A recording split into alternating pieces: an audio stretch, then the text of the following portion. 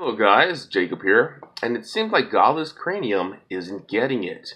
It seems like he believes that he can assert an objective moral standard of morality without a God, okay? And he even argues that morality is evolving, that it's changing. But he even asserts that these changes are toward the good, for the most part, at least according to his perspective. Note, his perspective.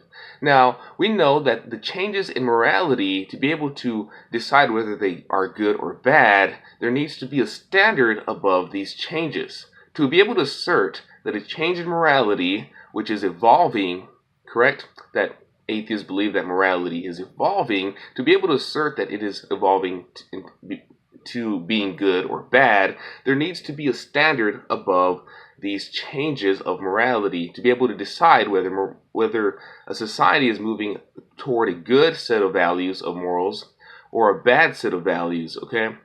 So that's the first point. Second point is that we need to be able to assert that what the Nazis did, for example, in the Holocaust, that it was bad whether or not the Nazis believed it to be bad.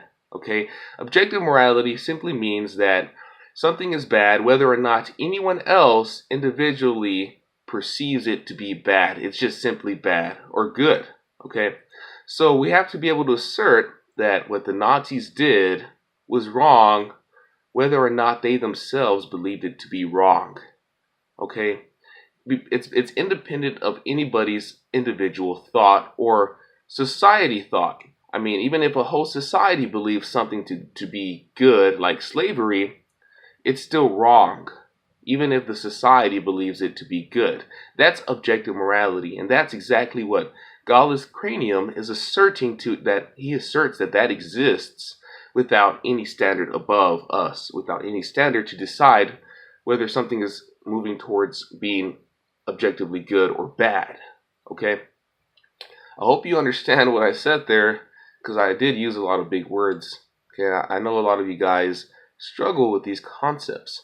Now, another thing that troubles me is Godless Cranium's belief in atheism not being a religion, that atheism not being an occult. Now, the word occult derives from the Latin root, which simply means knowledge of the unknown. Okay, the word occult simply means knowledge of the unknown. Now, I'm going to give you some basic definitions which are provided by dictionary.com.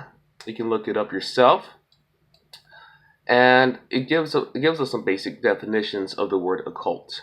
Okay, it says, beyond the range of ordinary knowledge or understanding, mysterious.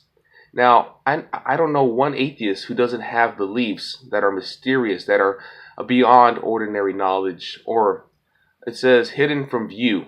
Okay. Another definition is that it's not apparent on mere inspection, but discoverable by experimentation.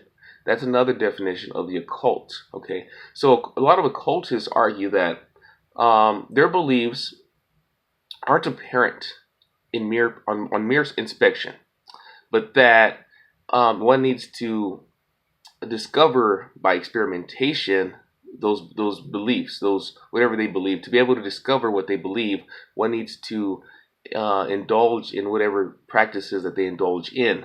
Okay, so much like evolution, right? Much like the theory of Darwin and stuff like that. They usually say, well, we can't see it happening right now, right? We can't see evolution, at least not at the macro level right now.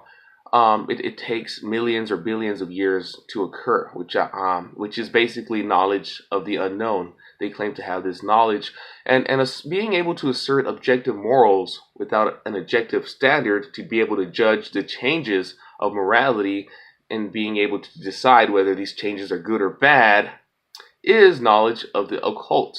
It's knowledge of the unknown. That's basically what a cult is. And if any of you guys had did a little bit of research, you would have discovered this on your own. But there are a lot of zombies, I would call them zombies, who follow Godless Cranium for knowledge instead of searching out that knowledge for themselves. Okay? And Albert Einstein also verifies my perspective on atheism being an occult, even an occult that is religious. All right, so let's see what Albert Einstein had to say about the religion that is atheism. Okay, and I'm talking about atheism as the collective individuals who partake in atheism, and not atheism, the definition in and of itself. We know there's a lot more to atheists than just the definition of atheism. All right. So Albert Einstein says the religion of the future will be a cosmic religion. He calls it a cosmic religion, quote. It should transcend personal God and avoid dogma and theology. This is his belief. Covering both the natural and the spiritual, it should be based on a religious sense arising from the experience of all things natural and spiritual as a meaningful unity. Buddhism answers this description.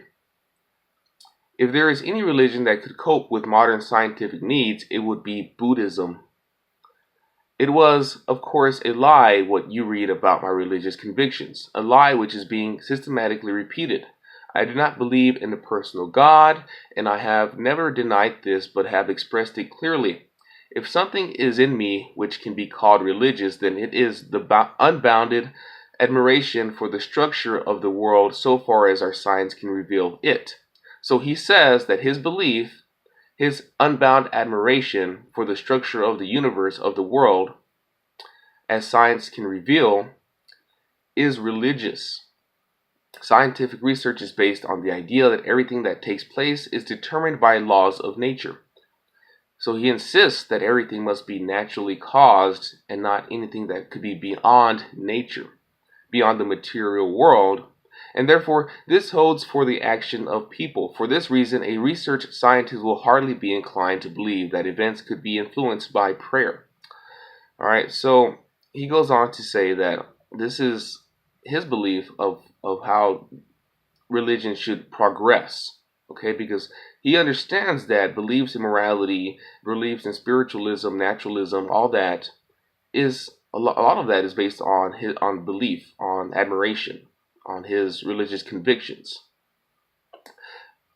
His religious conviction based on a purely materialistic world, a world that's purely based on matter. He says, I cannot conceive of a God who rewards and punishes his creatures. So that's his belief. He says, man, I can't believe in a God that would harm or hurt his creatures. That's his belief. It's his feelings. It's called feelings. A lot of atheists have feelings that aren't really based on anything except their own, I guess you could say, evolution, based on the chemicals running in their heads, since they don't believe they have actual spirits or free will, or at least not many of them believe they have free will. Neither can I nor I would want to conceive of any individual that survives this physical death. So he concedes that he simply doesn't want to conceive of an individual who's able to survive this death, the physical death. Let feeble souls, from fear of absurd egoism, cherish such thoughts. I am satisfied with the mystery of the eternity of life, and with the awareness and glimpse of the marvelous structures of the existing world, together with the devoted striving to comprehend a portion, be it ever so tiny, of the reason that manifests itself in nature. I cannot imagine a God who rewards and punishes and objects of his creation, whose purposes are molded after our own. A God, in short, who is but a reflection of human frailty. Neither can I believe that the individual survives the death of his body. Alright, so we see, and there are several other quotes in which Albert Einstein talks about atheism in a religious sense. He says that these beliefs of like morality, of how things should be, and stuff like that, those feelings have no really real objective standard, and thus they are religious in practice. And they're even worse because they do not have an objective standard, a standard beyond ourselves, our own perspectives, in which we are able to determine whether morality is shifting to becoming good or bad. Okay, so that's basically the end of this video. Tell me, guys, what do you think about Godless Cranium's arguments concerning the occult? I simply believe that he's being ignorant of the fact that occult simply means knowledge of the unknown, something that many atheists claim to have when they assert objective morals or anything concerning their feelings and beliefs about how things should really be or about God. So, guys, you have a blessed day and take care.